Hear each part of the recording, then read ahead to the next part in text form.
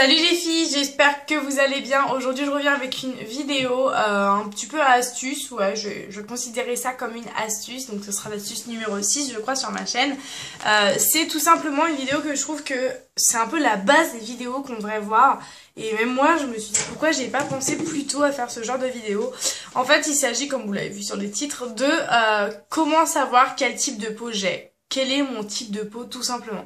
Car moi, je l'ai su au fur et à mesure de regarder des vidéos et de me renseigner, mais au début, on n'est pas censé trop savoir, et même moi, des fois, j'arrive pas à me décider entre plusieurs versions, et voilà, on peut pas toujours savoir son type de peau, et je pense que beaucoup de femmes ou de filles se maquillent sans savoir quel est leur type de peau, achètent des produits sans savoir quel est leur type de peau, quel produit leur conviendrait le mieux, et c'est aussi pour ça qu'on se retrouve avec des mauvaises surprises quand on achète des produits, on se rend compte qu'ils nous vont pas du tout, qu'ils nous font briller, qu'ils nous font nanana. Donc c'est pour ça qu'il faut, avant toute chose, avant d'acheter des produits, etc., il faut vraiment veiller à bien avoir ciblé son type de peau. Donc aujourd'hui, je suis là pour vous dire quel type de peau existe, et après c'est à vous de vous retrouver dans chaque type de peau que je vais décrire. Alors je pensais aussi faire à chaque type de peau quelle méthode pour nettoyer son visage, mais ça ferait une vidéo très très longue. Donc si ça vous intéresse, je diviserai une autre partie de vidéo à comment nettoyer son visage dépendant du type de peau en fait. Donc si ça vous intéresse, n'hésitez pas à me le dire. Je vous fais juste un petit pouce pour dire, vous avez vu le bureau qui est toujours bordélique derrière moi. Aujourd'hui il est parfaitement bien rangé, hein, parce qu'on m'a déjà dit ah c'est le bordel derrière toi, et c'est vrai qu'il est toujours en bordel, et aujourd'hui il est merveilleusement bien rangé. Donc voilà, je faisais un petit rappel, voilà. Donc on va commencer tout de suite. Donc si vous avez l'impression que je regarde par ici, c'est tout simplement que j'ai pris note, hein, parce que bon, je peux pas tout sortir de ma tête, c'est des petites astuces que j'aimerais bien ne pas oublier de vous dire. Donc voilà, je lis un peu mes notes, et j'espère que ça ne vous dérangera pas, mais c'est pour vous renseigner au mieux.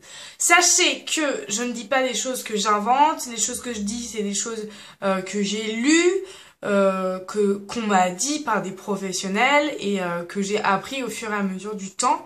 Donc je ne vous dis pas des salades. Après on n'a peut-être pas toujours les mêmes façons de définir les peaux, mais voilà comment moi je vais vous l'expliquer aujourd'hui.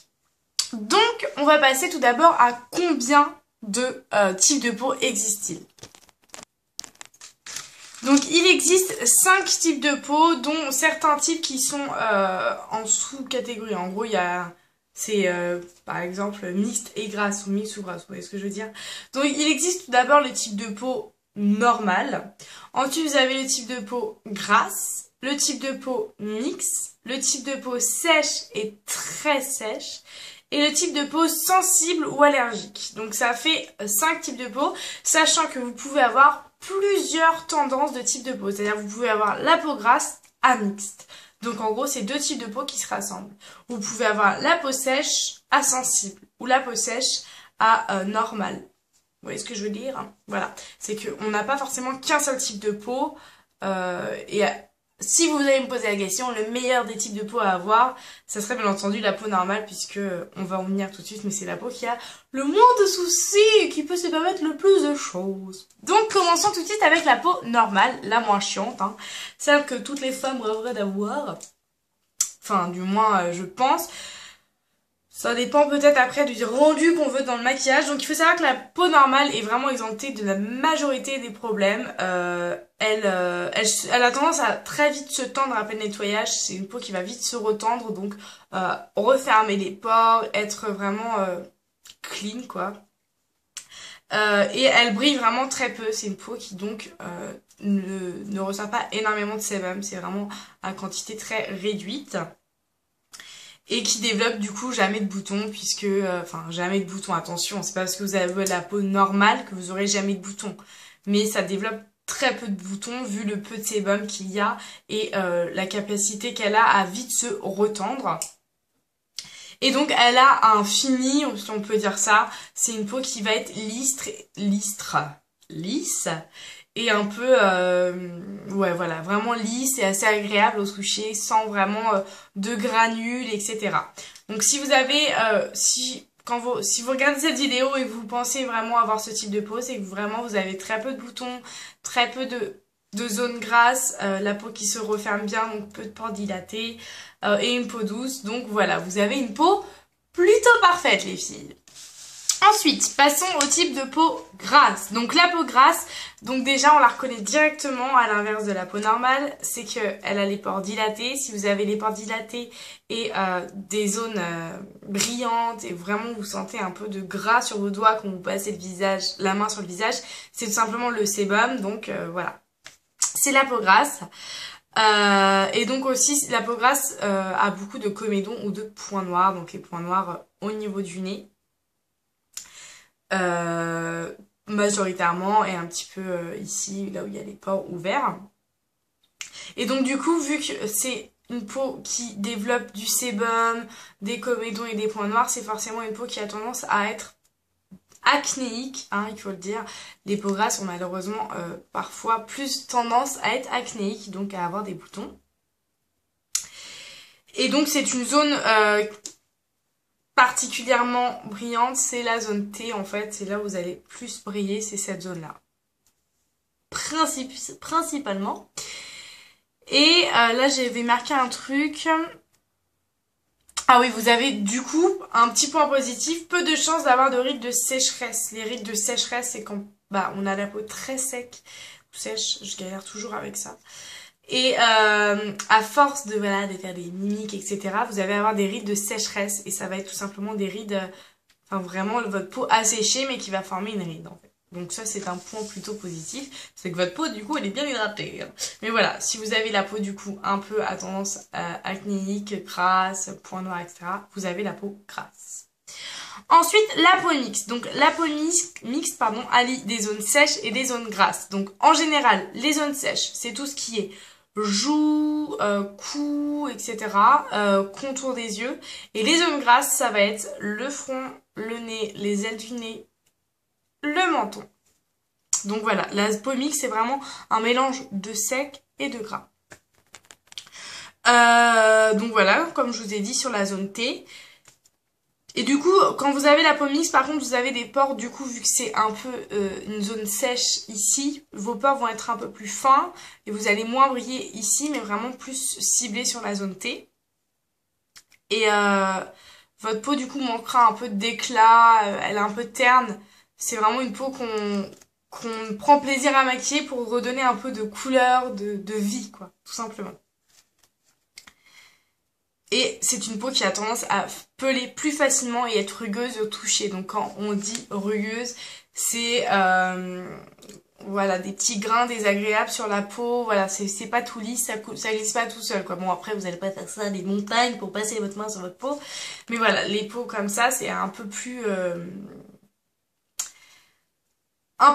pelant sur certaines zones et un peu plus ouais, rugueux, quoi.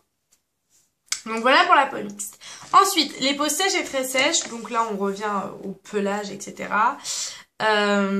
Donc pareil, les peaux sèches sont rugueuses puisque ça fait comme des espèces de couches de peau sèche, des croûtes. Enfin, c'est pas agréable au toucher. C'est sec, hein. Donc quand vous touchez quelque chose de sec, quand vous avez les mains sèches, vous voyez ce que ça vous fait sur les doigts. Bah voilà ce que ça fait sur la peau, c'est encore pire. La peau sèche aussi, on le voit quand on se nettoie le visage. Si vous avez la peau qui vous tire, par exemple quand vous voyez l'effet quand vous restez au soleil longtemps et après le soir vous avez vraiment l'impression d'avoir la peau qui vous tire carrément, etc. Bah, si vous avez ces sensations, très souvent la sensation quand vous nettoyez le visage que ça vous fait ça, c'est tout simplement que vous avez la peau très sèche qui manque d'hydratation et quand vous l'avez nettoyée, ben il reste plus grande hydratation et la peau tiraille vraiment. Par contre, les peaux sèches ont du coup les pores très resserrés et ne développent presque jamais de comédons ni de boutons. Et c'est vrai que cette peau, la peau sèche vient de plus en plus avec l'âge. En gros, c'est que votre type de peau peut vraiment changer. On n'a pas un type de peau propre jusqu'à la fin de notre vie, hein, ça change. Et on a tendance à, plus on a de l'âge, pardon, j'ai du mal à m'exprimer, plus on prend de l'âge, plus la peau a des risques de devenir sèche. Voilà. Et ensuite, on a la peau sensible ou allergique. Donc ça, c'est une peau qui va tout de suite être plus attiré aux rougeurs, aux petites plaques de démangeaison, ouais, vraiment plus ciblé sur les rougeurs autour de la bouche, etc. Et donc une peau qui va souffrir à beaucoup plus de facteurs environnementaux tels que la pollution, etc. Quand il fait froid, ça se voit tout de suite, ça, si vous avez la peau sensible. Vous allez avoir le nez tout rouge, les lèvres hyper rouges, hyper sèches, des plaques vraiment, voilà. Et pareil, quand il fait chaud, vous allez être toute rouge. Et ça réagit, voilà, souvent par des irritations ou des rougeurs. Donc ça, c'est la peau sensible ou allergique. Hein. De toute façon, il n'y a pas besoin de trop d'explications de profondeur dans ce type de peau, puisque voilà, c'est vraiment centré sur des rougeurs. Donc voilà, ça c'est les principaux types de peau et les principales caractéristiques de chaque type de peau. Après voilà, dans la peau mixte, on mélange un peu la peau grasse et la peau sèche, mais après vous pouvez vraiment avoir peau mixte, tendance grasse. C'est-à-dire que vous avez la peau un peu mixte à grasse, mais vraiment plus ciblée sur le gras. Enfin, ou plutôt peau normale ou peau sèche à mix. Vous voyez, vous pouvez avoir la peau mixte non, normale, pardon. Oh, je vais y arriver. Hein, on s'y perd avec ces mots.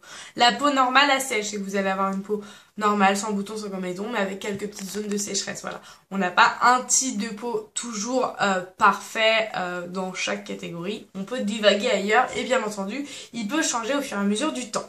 Voilà les filles, j'espère que j'aurais été claire, que c'était pas un petit peu trop relou quand je regardais, que je lisais mes notes. J'espère que ça vous aura aidé, surtout parce que c'est le but de cette vidéo, et que maintenant quand vous achèterez vos produits, vous ferez attention à lire pour peau sensible, pour peau irritée, pour peau sèche, pour peau grasse, pour peau mixte. Et comme ça, j'espère que vous verrez aussi une amélioration dans les produits que vous achetez et que vous verrez que vous ne jetterez peut-être moins d'argent par les fenêtres. Attention, après, les produits qui peuvent être adaptés à votre peau ne seront pas forcément des produits qui vous plairont. Et ça peut être aussi des produits qui feront l'effet inverse, voilà. Je ne peux pas tout vous promettre, mais voilà. Je pense que c'est déjà une bonne étape à savoir et une bonne chose à savoir pour commencer le maquillage. Je vous fais des gros bisous, je vous dis à très vite pour une nouvelle vidéo et à bientôt!